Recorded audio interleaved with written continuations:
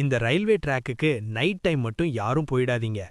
ரவின்னு ஒரு பையன் ஃப்ரெண்ட்ஸ் சொன்னாங்கன்னு நைட்ல ரயில்வே ட்ராக்ல நின்னு செல்ஃபி எடுத்து அனுப்ப போனான். நைட் 10:45. அந்த இடம் ஃபுல்லா செம்ம இருட்டா இருக்கு. ஒரே காத்து சத்தம். ரவி ட்ராக் மேல நின்னு ஃப்ரண்ட் கேமரா ஓபன் பண்ணி செல்ஃபி எடுக்கிறான்.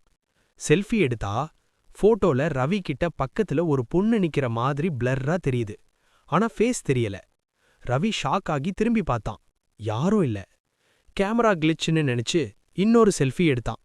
ஆனா இப்போ அந்த போட்டோல அந்த பொண்ணு ரவி ஷோல்டர்ல கை போட்டு ரொம்ப க்ளோஸா நிக்கிற மாதிரி இருக்கு. பயத்துல ரவி ட்ராக்ல இருந்து கீழே இறங்க ட்ரை பண்ணான். அப்போ தூரத்துல ட்ரெயின் லைட் தெரியுது.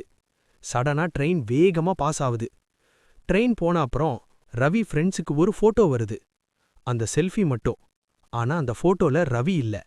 ட்ராக் மேல அந்த பொண்ணு மட்டும்தான் நிக்கிறா. Next day morning railway track பக்கத்துல ரவியோட ஃபோன் மட்டும் கிடைக்குது. ஆனா ரவிய காணோம்.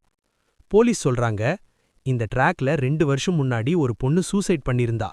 அதிலிருந்து இந்த ட்ராக்குக்கு யாரும் நைட்ல வரமாட்டாங்க அப்படின்னு. இதுக்கப்புறம் என்ன நடந்துச்சுன்னு தெரியணும்னா சப்ஸ்கிரைப் பண்ணுங்க.